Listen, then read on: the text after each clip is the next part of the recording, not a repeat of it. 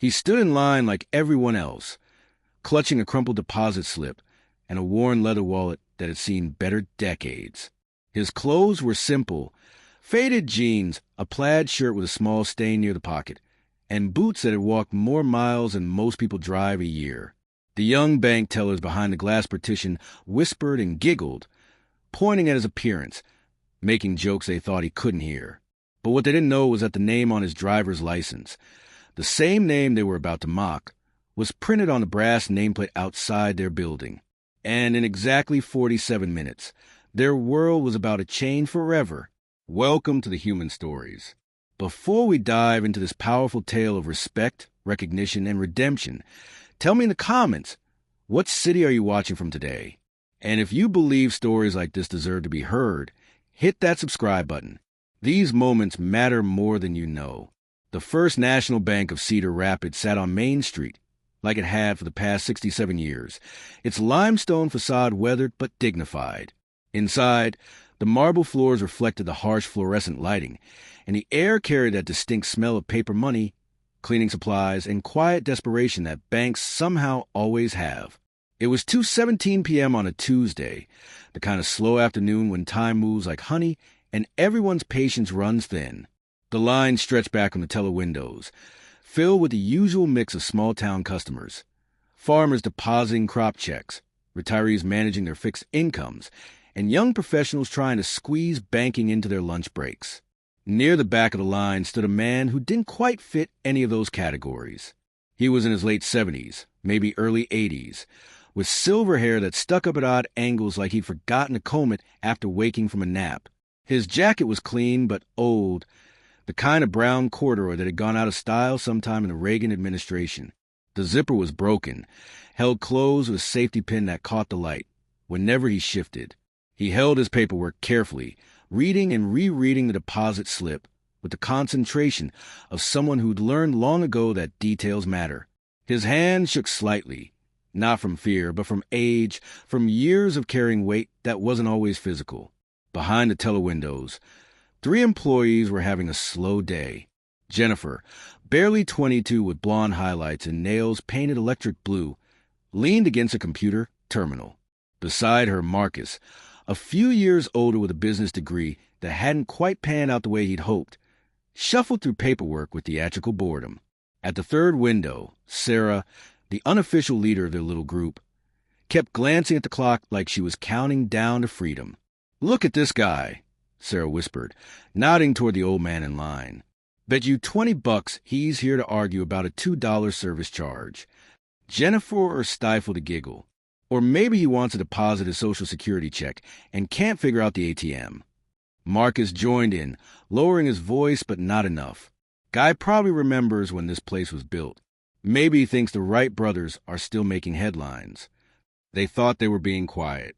They thought their whispers were lost in the ambient noise of the bank. But the old man heard them. He always did. Years of training had taught him to listen for things that others missed, to catch the conversations that weren't meant for his ears. He didn't react, didn't turn around, didn't clear his throat, didn't shoot them a dirty look. He just stood there, shoulders slightly stooped, waiting his turn like everyone else. But something in his posture shifted, not defensively, just a small adjustment that someone with the right training might recognize. The way a man stands when he's been underestimated before and knows exactly how that story ends. The line moved slowly. Mrs. Henderson from the flower shop complained about a check that had bounced. A construction worker deposited a pile of crumpled bills that looked like they'd been stored in a toolbox. A teenager nervously opened his first checking account, fumbling with forms while his mother hovered nearby offering unsolicited advice. And through it all, the 3 tellers kept up their commentary. "I bet he's got one of those little coin purses," Jennifer whispered, pretending to organize her cash drawer. "You know, the squeeze kind that old people use." 20 says he counts out exact change, Marcus added. "Probably got pennies from 1973. Sarah, emboldened by her colleague's laughter, raised her voice just enough. "Wonder if he needs help reading the forms. Maybe we should get him a magnifying glass." That's when something shifted in the bank's atmosphere. It wasn't dramatic, no sudden silence, no gasp of outrage.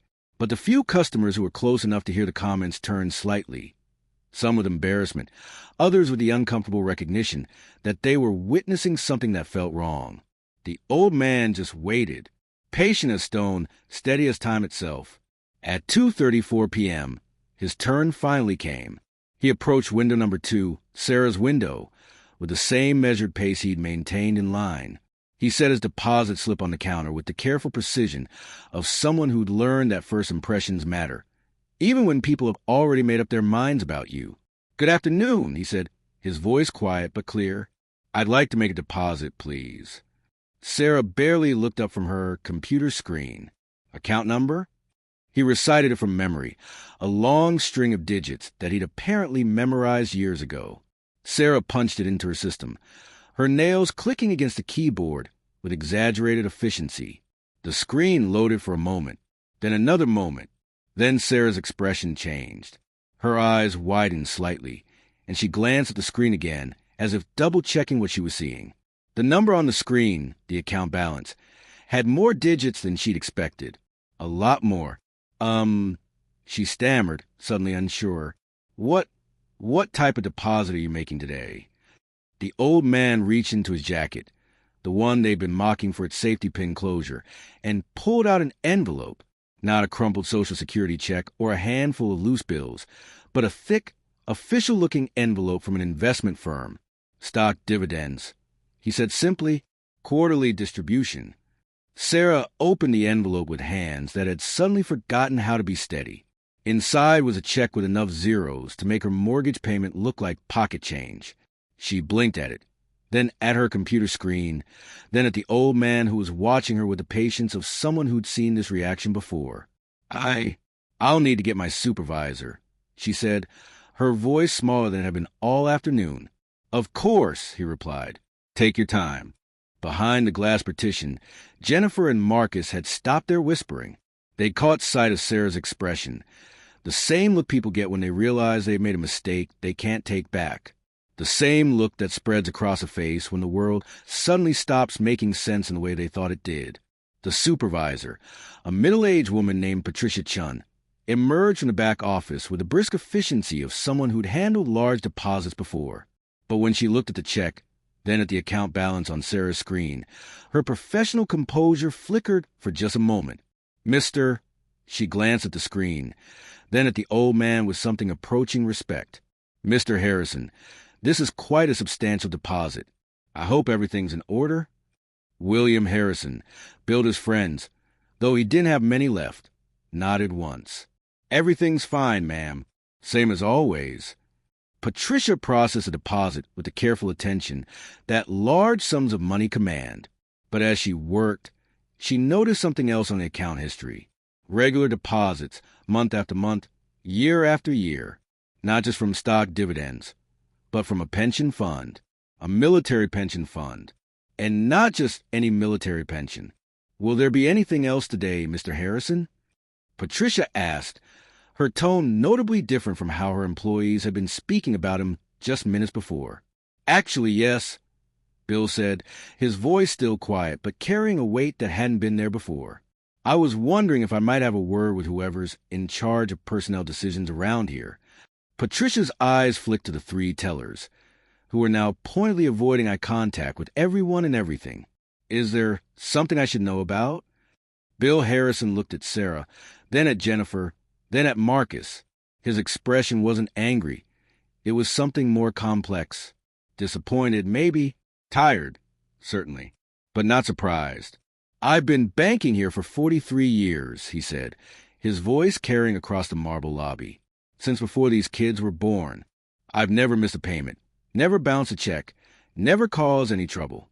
I've watched this bank grow, watched it change hands, watched young folks come and go." He paused, his eyes settling on each of the tellers in turn. "But today, for the first time in 4 decades, I've been made to feel like I don't belong here, like I'm some kind of burden or joke, because my clothes aren't new and my hands shake a little when I hold my deposit slip." The bank had grown quiet. Other customers had stopped their conversations, sensing that something significant was happening. Patricia's face had gone pale, and she was shooting looks at her employees that could have melted steel. Bill continued, his voice never rising but somehow filling the entire space. I don't expect special treatment. Never have. But I do expect basic human decency.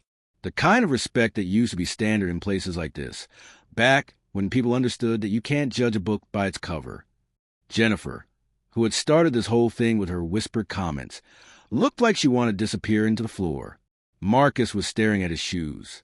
Sarah was frozen behind her window, probably calculating how much trouble she was in. Now, I could take my business elsewhere, Bill said, glancing around the bank that had been part of his routine for longer than most of its employees had been alive. There are other banks in town, bigger ones, newer ones, banks where the staff might be more professional.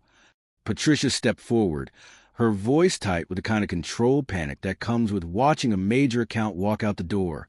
Mr. Harrison, I sincerely apologize.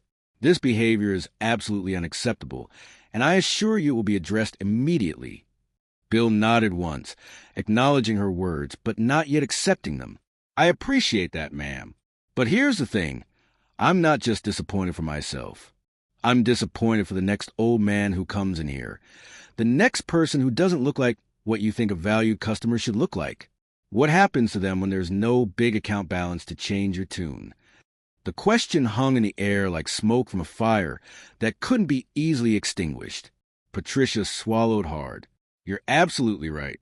This isn't just about one incident. It's about the culture we've allowed to develop here. That ends today. Bill Harrison studied her face for a long moment, as if he was reading something written there in a language most people never learned. Whatever he saw must have satisfied him, because he nodded once more. I hope so, he said. I truly do. But he wasn't finished. You know, there's something else you might find interesting, Bill said, his voice taking on a tone that was almost conversational. I've been meaning to talk to someone about the bank's community outreach programs. See, I've got some time on my hands these days, and I've been thinking about ways to give back to the town that's been good to me over the years. Patricia nodded eagerly, recognizing an opportunity to repair the damage. We'd love to discuss that with you, Mr. Harrison. What did you have in mind? Bill reached into his jacket again, that same jacket the tellers had mocked, and pulled out a different folder. This one was neat, organized, the kind that suggested serious planning. Well, I was thinking about establishing a scholarship fund, he said, opening the folder to reveal financial statements, legal documents, and correspondence from various educational institutions. Something for local kids who want to go to college but don't have the means. Kids who might get overlooked because they don't come from the right families or wear the right clothes. Patricia's eyes widened as she glanced at the papers. The numbers were substantial, not just generous, but life-changing for the recipients. This is remarkable, Mr. Harrison. The bank would be honored to help you set something like this up. Good, Bill said, because I've been considering which bank to use for the endowment management. It's a 20-year commitment with annual contributions that would, well, let's just say they'd be significant. Behind the teller windows, Sarah felt her career prospects flashing before her eyes. The man she'd mocked, whose appearance she'd ridiculed, wasn't just wealthy. He was generous, and she'd just spent the afternoon treating him like a nuisance. But Bill wasn't done yet. There's one more thing, he said, his voice dropping just slightly. I noticed that brass nameplate outside when I came in today. Harrison Building, it says, built in 1956. Patricia's expression shifted from professional concern to something approaching awe. You're that, Harrison? Bill nodded once, a small smile playing at the corners of his mouth. My father built this bank, started it with 3 employees and a dream of serving the community. I grew up playing in that office back there while he worked late, learning about the importance of treating every customer with dignity and respect. The silence in the bank was complete now. Even the air conditioning seemed to have stopped humming. When he passed, Bill continued, I inherited his shares in the bank. I could have sold them, could have cashed out and moved somewhere warm and expensive. But this place meant something to him. It meant something to me. So I kept my account here, kept believing that this bank represented the values he built it on. Patricia's face had gone from pale to ashen. She was clearly doing mental calculations, trying to figure out how much of the bank this quiet old man actually owned. 47%, Bill said, as if reading her thoughts. Just over the amount needed for controlling interest as it happens. The words hit the room like a physical force. The three tellers looked like they'd been struck by lightning. Patricia gripped the counter for support. The other customers in the bank had stopped even pretending to mind their own business. Bill Harrison, the man they'd mocked, the customer they'd dismissed, the owner they'd never recognized, stood calmly in the middle of it all, his broken zipper and safety pins somehow transformed from embarrassing details into symbols of humility and authenticity. "So here's what's going to happen," he said, his voice still quiet, but carrying the unmistakable authority of someone who just revealed he held all the cards. "Ms. Chun, I want you to schedule a staff meeting for tomorrow morning. All employees, not just tellers. We're going to talk about customer service, about respect, and about the kind of bank my father intended this to be." Patricia nodded frantically. "Of course, Mr. Harrison. Absolutely. Whatever you think is best. And I want these three," he gestured toward the teller windows, "to spend the next week working with community outreach. I want them to visit the senior center, the veterans' home, the shelter downtown. I want them to see the faces of the people they've been making jokes about." Sarah found her voice, though it came out as barely more than a whisper. "Mr. Harrison, I'm so sorry. We had no idea." Bill turned to look at her, directly for the first time since approaching her window. His expression wasn't cruel, but it wasn't particularly forgiving either. "No," he said simply. "You didn't have any idea. But that's not an excuse. It's the problem. You made assumptions about someone based on how they looked, how they dressed, how old they were. You decided I wasn't worth your respect before you knew the first thing about me." He paused, letting that sink in. "The fact that I own this bank shouldn't change how you treat me. The fact that I have money in my account shouldn't change how you treat me. The fact that my name is on the building shouldn't change how you treat me. Basic human decency isn't something you turn on and off based on someone's net worth." Jennifer, who had remained silent through most of this, finally spoke up. "You're right. We were awful. There's no excuse for what we said." Bill nodded, acknowledging her words. "There isn't, but there's a chance to do better. Not just with me, but with everyone who walks through those doors. Every elderly person, every person whose clothes aren't perfect, every person who doesn't fit your idea of what an important customer looks like." Marcus, who had been staring at the floor, looked up. "What can we do to make this right?" "Learn," Bill said simply. "Learn that every person who comes in here has a story you don't know. Learn that respect isn't earned by bank balances or fancy clothes. And learn that this bank, my father's bank, stands for something better than what I witnessed here today." Patricia stepped forward again, her professional composure somewhat restored but her voice still shaky. "Mr. Harrison, I want you to know that we will make this right. Not just the apologies, not just the policy changes, but the culture. We will rebuild what should have been here all along." Bill studied her face again, that same careful assessment he'd done before. Then, for the first time that day, he smiled, not broadly, but genuinely. "I believe you will," he said.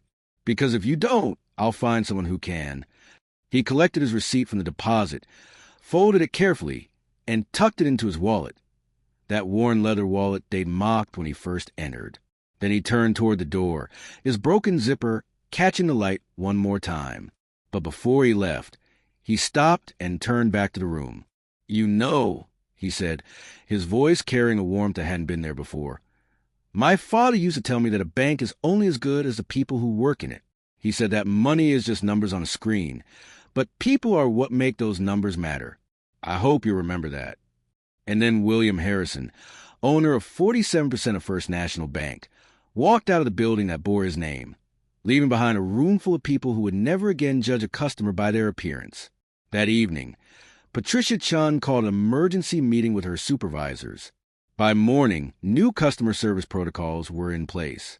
By the end of the week, the three tellers had completed their community service assignments, and by all accounts had been genuinely humbled by the experience. The scholarship fund was established 6 months later, with First National Bank serving as the primary administrator.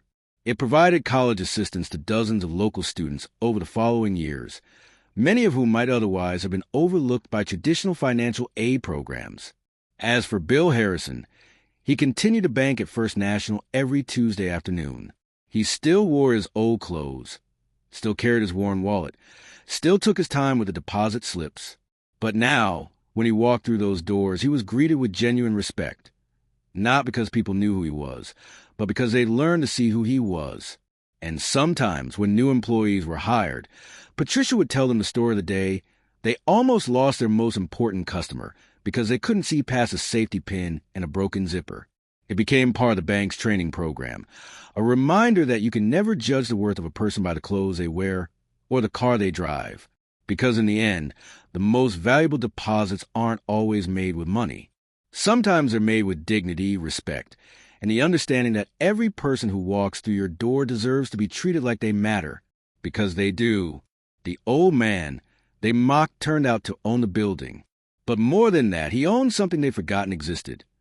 The knowledge that true wealth isn't measured in dollars and cents, but in how we treat one another when we think nobody important is watching. And somebody important is always watching.